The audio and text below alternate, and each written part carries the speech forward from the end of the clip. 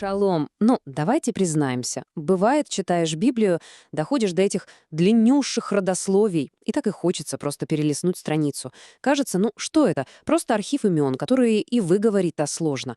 Но что, если именно в этих, на первый взгляд, скучных списках и скрыт ключ ко всей истории? Ведь в Торе нет ни одной лишней буквы, а уж тем более целого списка. Давайте вместе попробуем вскрыть этот древний код и посмотрим, какие сокровища он хранит. Только представьте себе эту картину, прямо как в кино. Сюжет на самом пике. Моше только что бросил вызов самому фараону. Воздух древнего Египта буквально звенит от напряжения, а спины израильских рабов кровоточат под ударами кнутов. Звучит это легендарное требование Моше. В этот момент решается судьба целого народа. Но фараон не просто говорит «нет», он делает рабство еще невыносимее. Народ в полном отчаянии, Моше взывает к Всевышнему.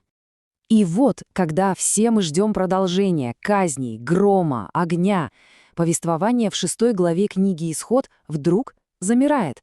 Словно камера отворачивается от дворца фараона, и нас переносят в какой-то пыльный архив, где перед глазами тянется бесконечная вереница имен. Зачем? Ну вот серьезно, зачем прерывать такой драматичный момент сухой генеалогической справкой? Почему именно здесь, именно сейчас Всевышний решает, что нам жизненно необходимо знать, кто был чьим сыном и сколько лет прожил? Вот эту загадку мы сегодня и будем разгадывать. Итак, причина первая и, пожалуй, самая глубокая — это вопрос идентичности. В момент, когда мир вокруг рушится, самое важное — это точно знать, кто ты есть. И здесь мы видим просто поразительный контраст. Понимаете, рабство, оно ведь стирает память. Вся египетская система была построена на том, чтобы потомки Авраама забыли свои корни, чтобы они поверили, что они всего лишь рабы. Фараон кричит им «Вы ленивые», а Бог отвечает «Нет, вы сыны своих отцов, у вас есть история». То есть этот список имен — это не просто какая-то архивная запись, это, по сути, духовные паспорта народа, который начал забывать, кто он. В любой катастрофе первое, что нужно, это документы, удостоверяющие личность. И Бог, прежде чем вывести свой народ, проводит именно такую вот проверку документов. Эта цитата из пророка Исаии блестяще иллюстрирует весь библейский принцип. Чтобы понять, кто ты сейчас, нужно помнить свои корни. Любой враг всегда атакует именно идентичность, пытаясь внушить «ты никто». А Писание снова и снова напоминает «посмотри, откуда ты пришел». Хорошо, с идентичностью разобрались. Но есть и вторая причина, не менее важная. Этот список показывает божественный порядок и незыблемый план посреди всего египетского хаоса. Просто вдумайтесь в этот контраст. В самом повествовании все кипит, кричит, царит полный хаос. И вдруг тишина, статика, порядок. Имена идут одно за другим в строгой предсказуемой иерархии.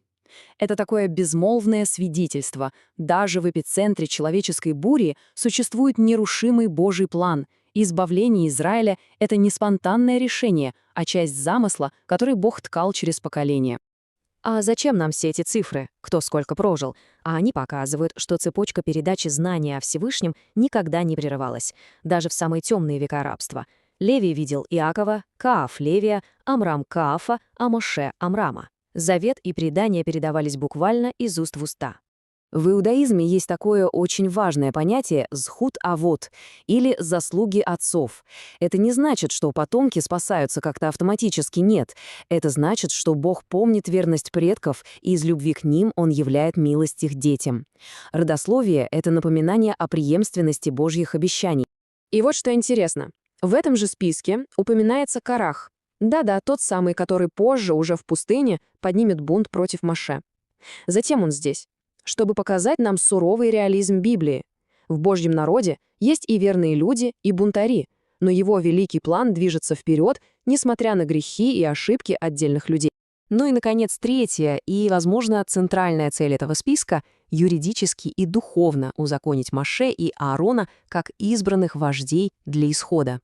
Ну вот представьте себе эту картину. Приходит 80-летний старик, которого в Египте не видели 40 лет, и его 83-летний брат, и заявляют «мы выведем вас на свободу». Какой самый естественный вопрос возник бы у любого измученного раба? А вы вообще кто такие? Почему мы должны вас слушать? И вот родословие дает на этот вопрос исчерпывающий юридический и духовный ответ.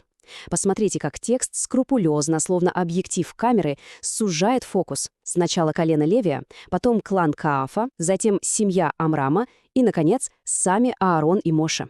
Это доказывает, они не самозванцы, они подготовленные инструменты в многопоколенческом плане Всевышнего. А самое поразительное, что даже в именах их родителей уже зашифровано послание. Амрам — возвышенный народ, и Ахаведа — Господь есть слава. Ну а еврейские мудрецы, такие как великий комментатор Раши, обращают внимание, что Писание намеренно меняет порядок имен Моше и Аарона, чтобы показать, они равные партнеры, пророк и священник, закон и служение, оба абсолютно необходимы для исхода. Итак, мы с вами разобрали 3 ключевые причины, по которым этот список имен появляется в самый напряженный момент повествования. Но что все это значит для нас, живущих 1000 лет спустя? Какие выводы можно сделать? Ну, во-первых, жизнь каждого из нас — это не только личная история, но и часть чего-то гораздо большего. Все мы стоим на плечах тех, кто был до нас. Во-вторых, даже посреди самого страшного хаоса есть Божий порядок. И в-третьих, Бог помнит имена. Для него люди — это не статистика. Он знает Пинхаса, он знает Илкану, и он знает каждого по имени. И знаете, что поразительно? Даже в видении небесного Иерусалима в книге Откровения на 12 воротах города написаны имена 12 колен сынов Израилевых.